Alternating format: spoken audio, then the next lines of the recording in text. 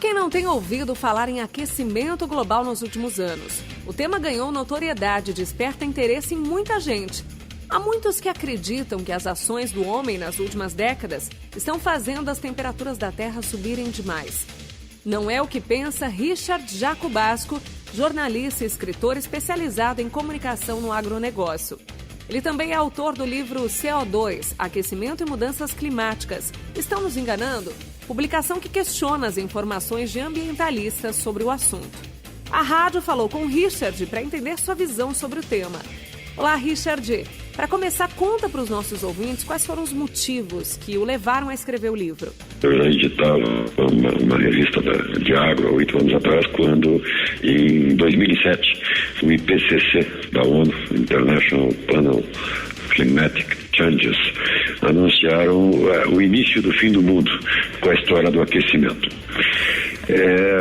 Isso trazia uma particularidade para a agricultura e para o agronegócio como um todo, porque além de criminalizar o CO2, apontado como culpado pela questão do aquecimento, trazia uma culpabilização do produtor rural, que seria ele um criminoso ambiental, né? Por as vacas terem flatulência, pelo fato do agricultor usar agrotóxico, pelo fato do agricultor utilizar adubo, né? E que os urbanos achavam que o agricultor seria o maior culpado pelo aquecimento. Em verdade, há uma mentira por trás que acoberta interesses econômicos e políticos. E quais são os principais pontos levantados pelos ambientalistas dos quais você discorda?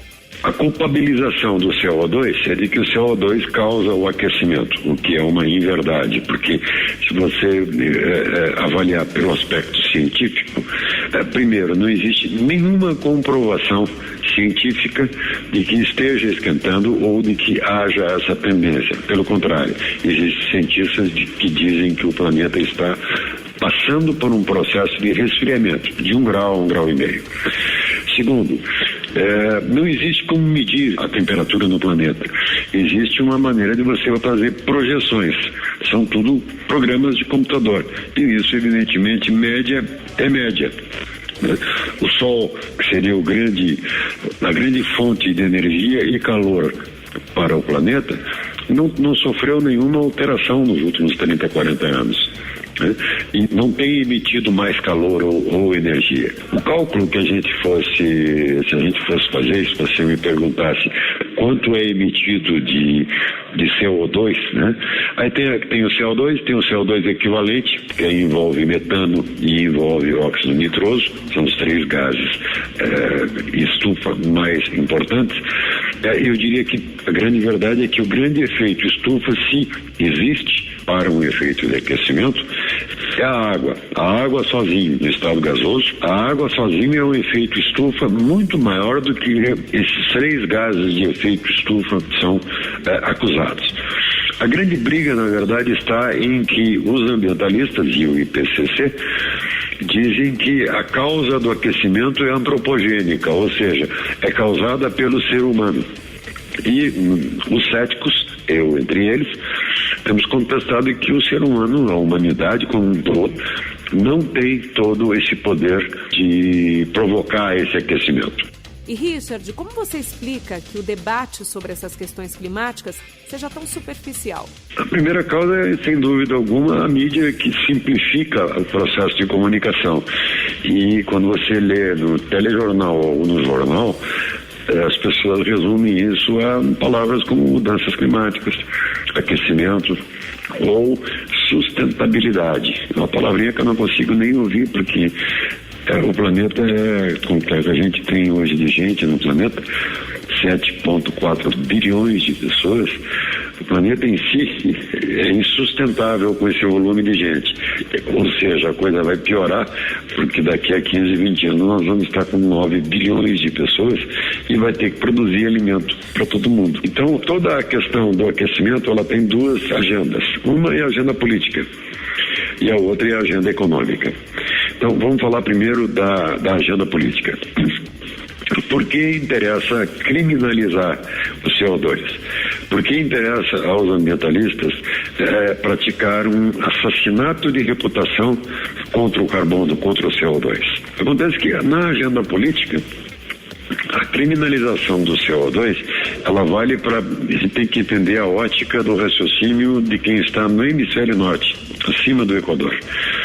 A briga toda está pela produção de energia elétrica. Eles no hemisfério norte não têm como produzir energia elétrica como nós aqui no Brasil, através de hidrelétrica, que é uma fonte barata, renovável, constante e permanente. Eles no hemisfério norte, para produzir energia elétrica, têm que fazer isso por termoelétrica.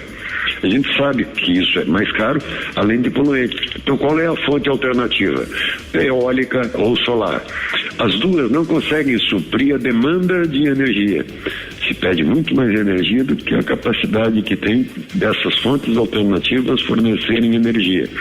E o pior, para de ventar, não tem energia. Ou à noite não tem sol, também não tem energia quando mais se precisa, que é à noite. Então, qual é a fonte alternativa que estariam além das termoelétricas, principalmente carvão ou gás, lá no hemisfério norte? É a energia nuclear, que é quem a gente acusa no livro de ser a principal responsável por incentivar essa neurose ambiental planetária que surgiu de criminalizar o CO2. Para finalizar, explica para nossa audiência como conseguir um exemplar do seu livro, Richard. O livro só está à venda pela internet ou por telefone. Custa R$40, mais a taxa postal. Se for em São Paulo, a pessoa pode retirar pessoalmente. A gente informa o endereço pelo telefone 11, que é o prefixo de São Paulo, 3879-7099. Ou pelo e-mail CO2, o 2 é o algarismo, né? CO2clima, tudo junto, @gmail.com. E aí a gente informa como faz o depósito, para fazer o depósito dos R$45, do livro mais da taxa postal, e a pessoa recebe o livro em casa, autografado pelo autor. E eu agradeço a oportunidade e poder fazer essa divulgação na rádio.